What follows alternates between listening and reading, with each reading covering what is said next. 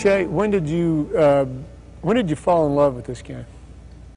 So basically I fell in love with the game probably 7th or 8th grade when I just started getting good at it, started liking the feeling of carrying a team and hitting the big shots and taking the big shots, and all that goes with basketball. I loved it, the team aspect of it too. It was just great. Well, if you could go back to when you were that age, would you train any different? Would you do anything different? I don't like to think that way, but I was pretty lucky to grow up in Europe where they teach a lot of basics before they ever move on to how to use your athleticism and all that you automatically do here. And I was just really good with footwork and things like that I'm really lucky to have had a coach that really took time to teach me that stuff. So in that aspect, but I didn't shoot a 3 till my first year in college. I would have probably changed that because the first 2 years were shooting under 30, which is pretty bad for a guard. And last summer I really focused on just shooting my threes, and for the season I shot just under 50%, which is a pretty good difference for not having ever shot a three-point shot. But that's pretty much the biggest thing I would change. Well, if you're shooting over 40%, you got the green light from me from the three-point line. Yeah. You know, that's interesting that you really didn't have an emphasis on shooting behind that line until you got into college. I mean, there are literally kids that are 12 years old that are chucking it from just to be able to say they've hit one from behind the line, and I think it really messes up their shot development. Oh yeah, I agree. When we have Maryland camps, I know when I see girls shoot threes, sometimes I'm like, don't shoot threes until you get your form down, until you get some strength, and you're able to keep your form as well as step back and use your legs. And that, I mean, I don't encourage it at all. And me, it wasn't. I was always strong enough. I just never needed to shoot threes, and just went by people. And it's like a monster kind of thing where you're pretty good and you don't need to, but you don't work on it because you think you're not going to need it. In the next level, you need it.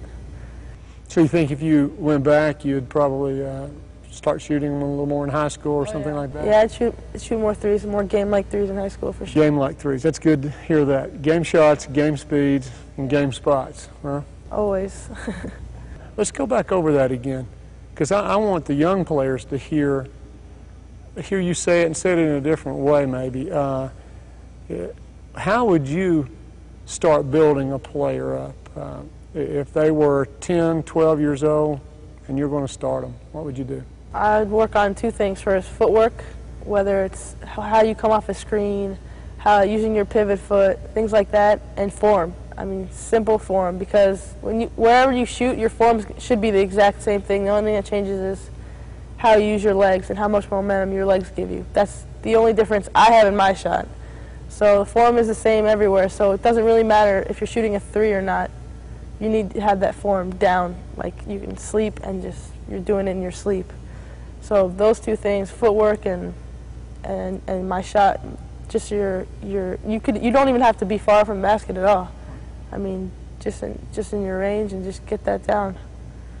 What would you do next? You got footwork, you got your shot form. What now? Once you really got that down, you can start doing off the dribble stuff.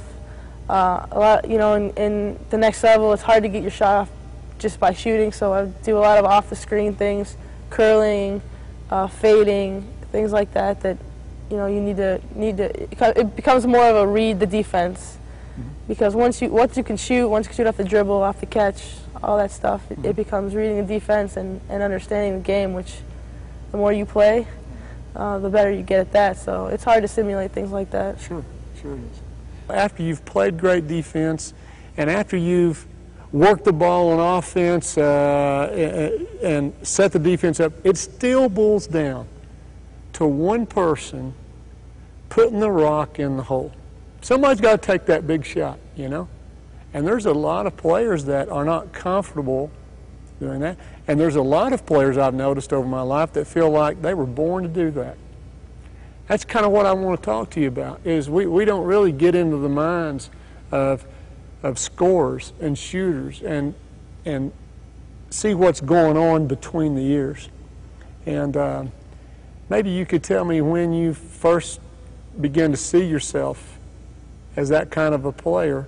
And I'm not asking you to be humble here, okay? We can be humble some other time.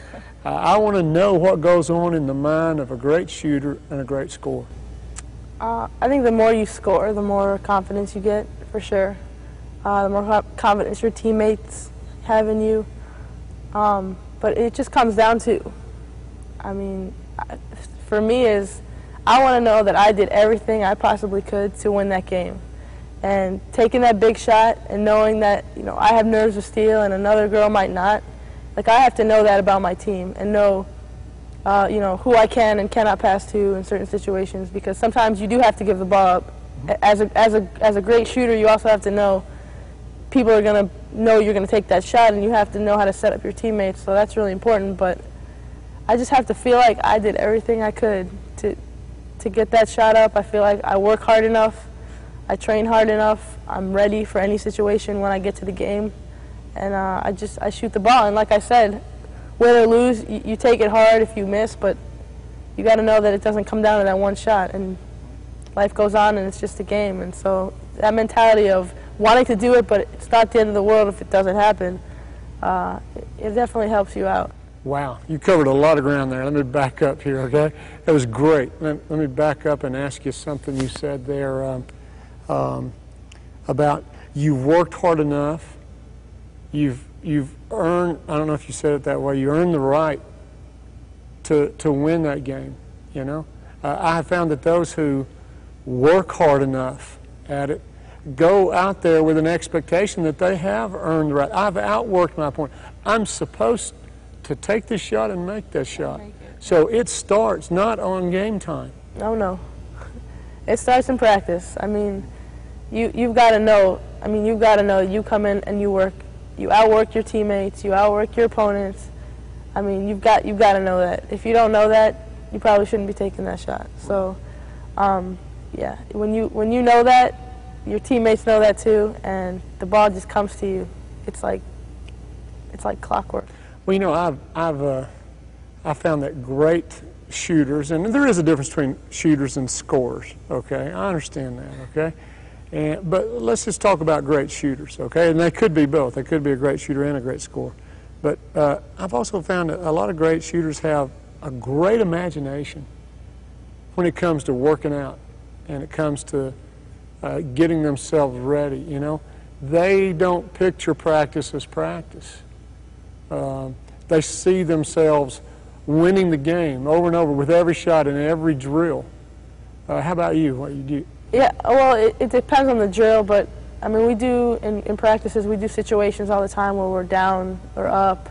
There's a certain amount of time left, and we run a play, and you know, and even if whether you win, you know, you celebrate. It's just like a game. Like, you really want to feel that pressure. You really want to have that pressure on you, because I mean, in the game, whether you want to not feel it, I mean, it's going to be there. Whether you really are thinking it or you're not, it's still there. So you definitely want to do that as much as possible. Is think it, be nervous, be excited, be a little jittery, and miss in practice as much as you can, because that's the only way you're going to make them. If you shoot them and shoot them and miss, and then they're going to start going in sooner or later. So you just got to keep shooting, and you got to keep working on stuff. So you mean to tell me that you miss a lot of shots, Shay? Oh boy, a lot of shots. Well, see, I don't think that a young player coming up, yeah, of course, you know, someone with experience, and if you got years, then you understand that. But when you're first coming up, and you're experiencing this for the first time, I don't think they have a grasp on reality that they're going to miss a whole lot more shots than they make for a long time before they ever begin. What did Michael Jordan shoot? Do you remember? What percentage did he shoot? 60-something? 60 maybe? Yeah, in his best years. In his best years, which means he missed, out of 10 shots, he missed 4. Right. That's just about half his shots he missed. So people have to understand that if the greatest player that's ever played missed 4 shots out of 10. And that's at his best year. What about all those years?